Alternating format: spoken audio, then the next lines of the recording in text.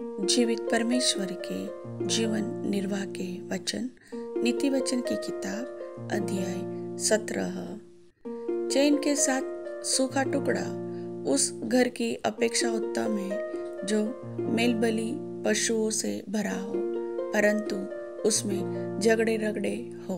बुद्धि से चलने वाला दास अपने स्वामी के उस पुत्र पर जो लज्जा का कारण होता है प्रभुता करेगा और उस पुत्र के भाइयों के बीच भागी होगा। चांदी के लिए कुथाली और सोने के लिए भट्टी होती है, परंतु मनों को यहोवा जांचता है।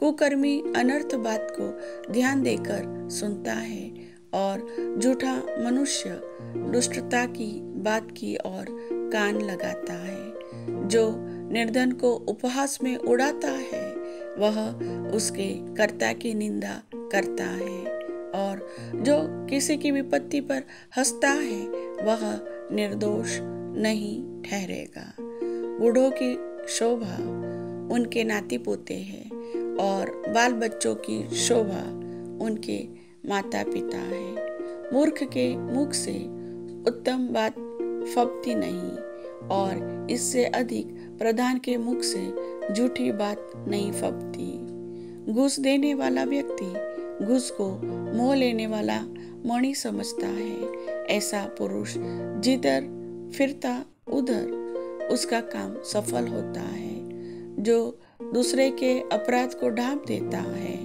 वह प्रेम का खोजी ठहरता है, परंतु जो बात की चर्चा बार बार करता है वह परम मित्रों में भी फूट कर देता है।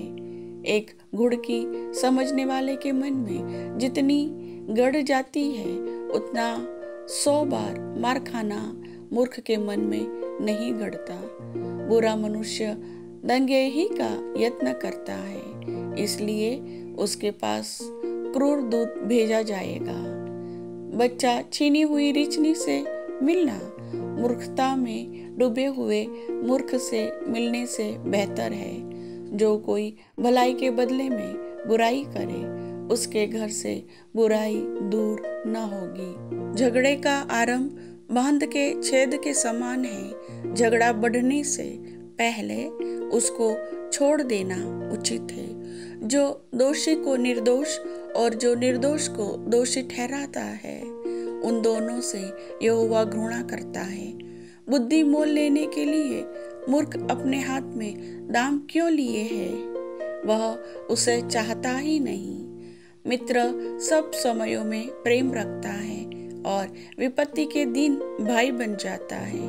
निर्बुद्धि मनुष्य बाध्यकारी वायदे करता है और अपने पड़ोसी के कर्ज का उत्तरदायी होता है। जो झगड़े रगड़े में प्रीति रखता वह अपराध करने से भी प्रीति रखता है, और जो अपने फाटक को बड़ा करता वह अपने विनाश के लिए यत्न करता है। जो मन का टेढ़ा है उसका कल्याण नहीं होता, और उलट फेर की बात करने वाला विपत्ति में पड़ता है। जो मूर्ख को जन्म देता है वह उससे दुखी पाता है, और मूर्ख के पिता को आनंद नहीं होता।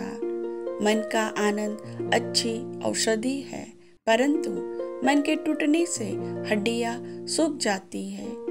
दुष्ट जन न्याय बिगाड़ने के लिए अपनी गांठ से घूस निकालता है। बुद्धि समझने वाले के सामने ही रहती है, परंतु मूर्ख की आंखें पृथ्वी के दूर दूर देशों में लगी रहती है। मूर्ख पुत्र से पिता उदास होता है और उसकी जननी को शोक होता है। धर्म को दंड देना और प्रधानों को खराई के कारण पिटवाना दोनों काम अच्छे नहीं हैं। जो संभल कर बोलता है वह ज्ञानी ठहरता है, और जिसकी आत्मा शांत रहती है वही समझ वाला पुरुष ठहरता है। मूर्ख भी जब चुप रहता है तब बुद्धिमान गिना जाता है, और जो अपना मुंह बंद रखता वह समझ वाला गिना जाता है। प्रभु वचन के सुनने वाले सभी भाई बहनों को वचन का आशीष दे। आमीन।